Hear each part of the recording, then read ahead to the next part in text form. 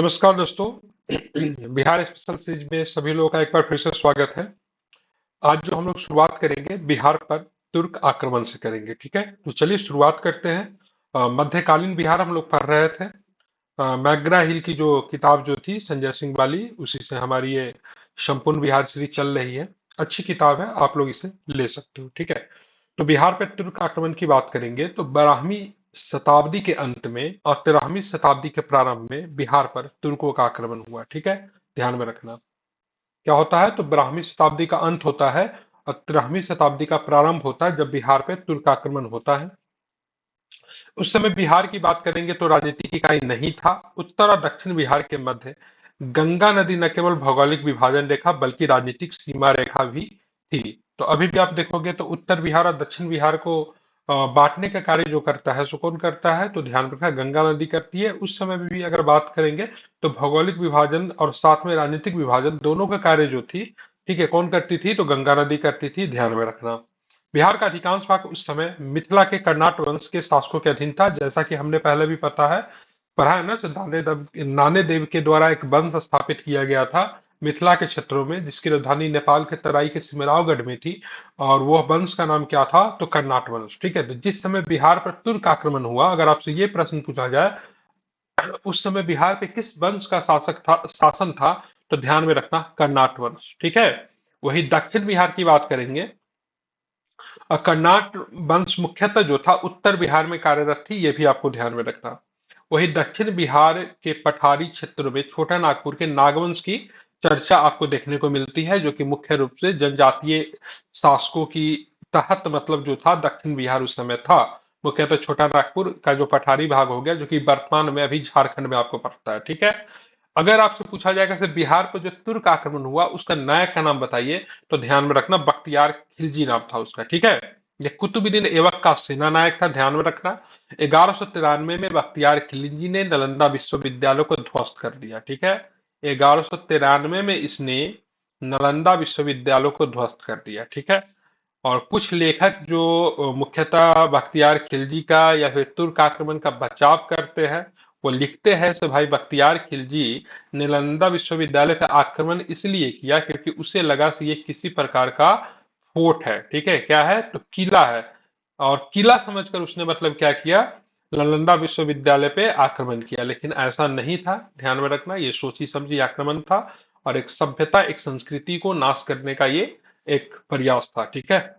बख्तियार खिलजी ने 1198 में अनंतपुरी आधुनिक बिहार शरीफ पर विजय प्राप्त की और उसने बिहार शरीफ को अपना प्रशासनिक मुख्यालय बनाया। तो ये भी पूछा जाता है, बताओ तुर्की के समय में बिहार जो था उसकी प्रशासनिक के मुख्यालय कहाँ थी, तो ध्यान में रखना बिहार शरीफ। मतलब बख्तियार खिलजी ने बिहार शरीफ को चुना था अपना प्रशासनिक मुख्यालय के लिए, ठीक है। और 1198 में बिहार में तुर्क सत्ता की स्थापना हुई। तो दो चीजें आपको ध्यान में रखना है। बख्तियार खिलजी का नालंदा विश्वविद्यालय पे आक्रमण कब हुआ, तो ध्यान में रखना 1193 में उसे ध्वस्त कर दिया गया, उसमें आग लगा दी गई, ठीक है। और ये नालंदा विश्वविद्यालय का संस्थापक कौन था, तो गुप्तकालीन शासक कुमार गुप्त, ठीक है। साथ में 1198 में उसने अनंतपुरी पे हमला किया। अनंतपुरी कहाँ है, तो आधुनिक बिहार शरीफ जो आप लोग जानते हो वहां पे आपको अनंतपुरी मिलेगा, ध्यान में रखना। ये भी पालकालीन शासकों के द्वारा अनंतपुरी महाविहार का निर्माण करवाया गया था, वो भी ध्यान में रखना। और इसको अपना प्रशासनिक मुख्यालय भी बनाया गया बिहार शरीफ को, ये भी आप ध्यान में रखेंगे।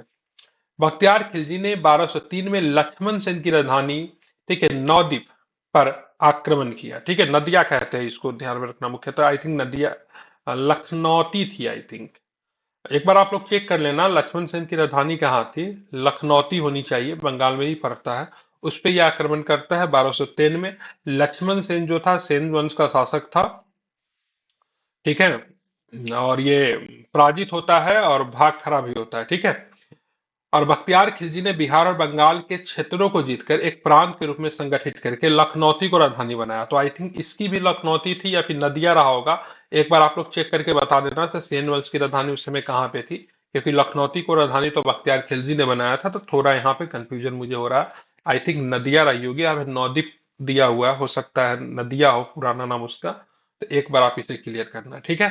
तो अगर आपसे ये प्रश्न पूछा जाएगा तो बताओ जिस समय बंगाल पे बख्तियार खिलजी ने आक्रमण किया उस समय किस वंश का शासन था, तो ध्यान में रखना सेन वंश का शासन था। ठीक है, ध्यान में रखना। और सेन वंश का शासक कौन था, तो उस समय आपको ये भी ध्यान में रखना है, तो कौन था, तो लक्ष्मण सेन था। ये आप बिल्कुल भी नहीं भूलेंगे। ठीक है, और साथ में ये भी ध्यान में रखना है बख्तियार खिलजी ने बिहार और बंगाल के क्षेत्रों को जीतकर एक प्रांत के रूप में संगठित कर दिया और उसकी राजधानी कहाँ पे बना दी, तो ध्यान में रखना उसकी राजधानी लखनौती बना दी। ठीक है, बिहार का प्रथम मुस्लिम विजेता बख्तियार खिलजी ही था। इसे बिहार में तुर्क सत्ता का वास्तविक संस्थापक माना जाता है।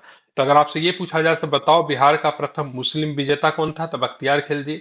या फिर बिहार में तुर्क सत्ता का वास्तविक संस्थापक कौन था, तो ध्यान में रखना बख्तियार खिलजी था। लेकिन बाद में 1206 ईस्वी में उसी का एक आमत्य या फिर उसी के बख्तियार खिलजी के अंतर्गत कार्यरत एक अधिकारी जो था उसका नाम था अली मर्दान। ठीक है, अली मर्दान ने मतलब क्या कर दी, बख्तियार खिलजी की हत्या कर दी। ठीक है, तो अपने ही शागिर्द के द्वारा बख्तियार खिलजी जो है मारा जाता है, ध्यान में रखना। और इसको दफनाया कहाँ गया है, तो बिहार शरीफ में ही इसको दफनाया गया है। अगर आपसे पूछा जाएगा तो बताओ अली मर्दान का कब्र कहाँ है, तो ध्यान में रखना बिहार शरीफ में ही एक मोहल्ला है, उसका मोहल्ला का नाम मैं भूल रहा हूँ एक्चुअली, लेकिन उसी मोहल्ला में इसका कब्र मिलेगा, जो कि आपसे एग्जाम में नहीं पूछेगा, लेकिन बिहार शरीफ में ही इसकी कब्र है। बिहार पर बख्तियार खिलजी के हमले का पहला विवरण की बात करेंगे किससे मिलता है, तो एक पुस्तक है जिसका नाम है तबकाते नासरी। काफी चर्चित पुस्तक है, आपने कई बार इसको पढ़ा होगा। इसके लेखक जो है मिहनाज उस सिराज। इस पुस्तक से इसकी जानकारी आपको देखने को मिलती है। ठीक है, तो विशेष नहीं है, यही इतना ही आपको पढ़ना ही है। इसे बताओ तुर्क काल में बिहार की क्या स्थिति थी, तो कुछ बेसिक चीजें हैं जो कि आपको जानना चाहिए। स्पेशली बख्तियार खिलजी से संबंधित प्रश्न जो है आपसे एग्जाम में पूछा जाता है। ठीक है, तो ये बहुत ही शॉर्ट वीडियो था, मैंने टॉपिक वाइज बना दिया इसलिए शॉर्ट वीडियो बना है। ठीक है, नेक्स्ट वीडियो में मैं कवर कर दूंगा सल्तनत काल और बिहार। ठीक है, तो चलिए मिलते हैं। अभी फिलहाल मैंने तुर्क और बिहार के बारे में आपको पढ़ाया, तो इसको आप लोग ध्यान में रखें। और यहाँ से कभी कभार प्रश्न पूछ दिए जाते हैं, जैसे बंगाल पे आक्रमण किया तो उस समय किस वंश का शासन था।